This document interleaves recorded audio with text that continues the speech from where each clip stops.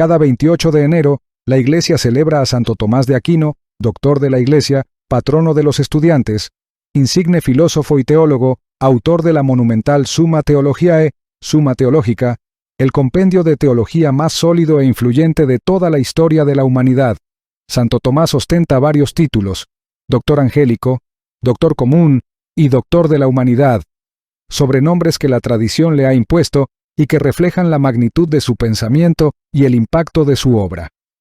Hoy, él sigue siendo referente obligado para quienes estudian filosofía y teología o han decidido navegar en esas aguas no siempre calmas. El pensamiento de Tomás, movido por un auténtico amor a la verdad, se caracteriza por su espíritu acucioso y penetrante. Como resultado, su obra sienta las bases de lo que hoy entendemos como ciencia teológica o teología sistemática, marcando para siempre el derrotero que seguiría el diálogo, o intercambio, entre fe y razón, el creer y el saber, entre la teología y la filosofía.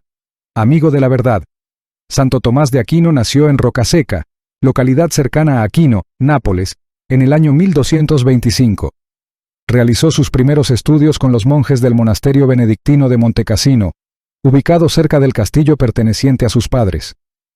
El siguiente paso lo condujo a la Universidad de Nápoles, donde destacó por su inteligencia y agudeza. Al entrar en contacto con la naciente orden de predicadores, dominicos, Tomás quiere vincularse a esta. Sin embargo, encuentra una férrea oposición por parte de su familia. Sus padres no estaban de acuerdo con que el brillante joven formara parte de una orden mendicante, en ese entonces carente de prestigio. Entonces, Tomás huye rumbo a Alemania, pero será interceptado en el camino y apresado por sus propios hermanos, quienes lo llevan de regreso a Rocaseca y lo encierran en el castillo familiar.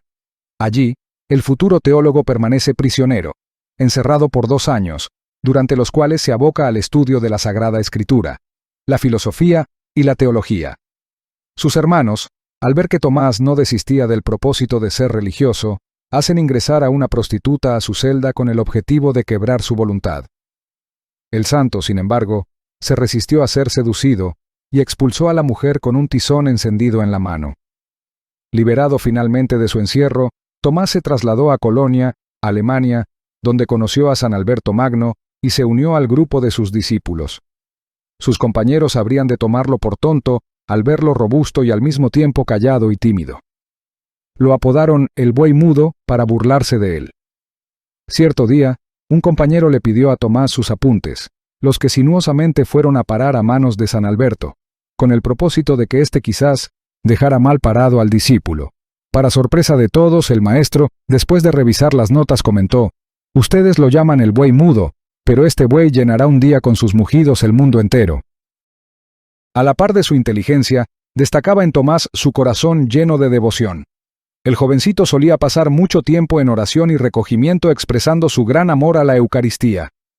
El buen Tomás se graduó como doctor de teología en la Universidad de París y a sus cortos 27 años se convirtió en maestro. Siervo y maestro. Dedicado al estudio y la enseñanza, Tomás pensó en la necesidad de contar con una obra sistemática en la que se desarrollen y aclaren de manera didáctica los principales temas en torno a Dios y su conocimiento. Esto lo animó a elaborar un compendio general, por demás detallado en términos argumentativos, al que se denominó Summa Theologica, su obra de mayor envergadura. La Suma está compuesta de 14 tomos, en los que concurren el saber filosófico y científico de su tiempo, con una marcada influencia de grandes filósofos griegos como Aristóteles, con el saber proveniente de la revelación y la tradición.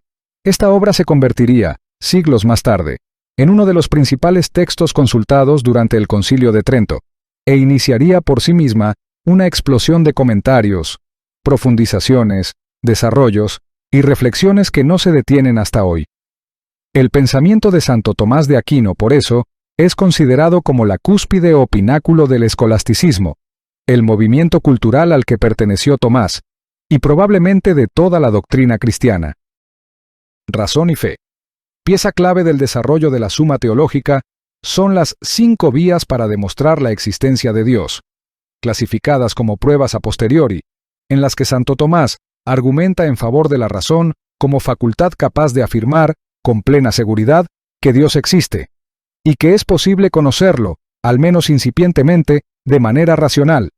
Capítulo de la filosofía que recibe el nombre de teología natural o teodicea, a partir de la naturaleza como efecto o creación. Siendo que Dios existe como causa o principio de todo lo que es, afirmar su existencia no es ni una locura, ni solo cuestión de fe. Dios se hace accesible al conocimiento racional para bien del hombre, tendiendo un puente, o poniendo las bases, si se quiere, para que la fe corone y plenifique dicho conocimiento. Esto es, la fe y la razón se hacen complementarias y recíprocas, se reconocen distintas ciertamente, pero no se excluyen ni se repudian. Enamorado de Cristo. Santo Tomás de Aquino suele ser reconocido por su grandeza intelectual, pero no siempre por su alma piadosa y cordial. No es muy frecuente, y debería serlo, que se recuerde que él fue quien compuso los himnos eucarísticos Pange Lingua y Tantum Ergo, así como otros excelsos cantos incorporados a la tradición litúrgica. Ambos himnos se hicieron por encargo del Papa para la fiesta del Corpus Christi. Asimismo, generalmente se olvida que su devoción a la Virgen María fue tal, que en sus cuadernos escribía siempre «Dios te salve María», y a ella dedicó un tratado sobre la oración del Ave María. Cierta tradición sostiene que Jesucristo se le apareció y le dijo: «Tomás, has hablado bien de mí. ¿Qué quieres a cambio?». A lo que Santo Tomás respondió: «Señor, lo único que yo quiero es amarte mucho, y agradarte cada vez más». Al final de sus días fue enviado por el Papa Gregorio X al Concilio de León, pero enfermó en el camino. Fue recibido en el monasterio cisterciense de Fosanova, donde permaneció hasta su muerte. Agonizante, recibió la Eucaristía y pronunció estas palabras: «Ahora te recibo a ti, mi Jesús, que pagaste con tu sangre el precio de la redención de mi alma. Todas las enseñanzas que escribí manifiestan mi fe en Jesucristo y mi amor por la Santa Iglesia Católica, de quien me profeso hijo obediente». Santo Tomás de Aquino partió a la casa del Padre el 7 de marzo de 1274 a los 49 años. Su cuerpo fue llevado a la Catedral de Toulouse el 28 de enero del año siguiente. Fue declarado doctor de la Iglesia en 1567.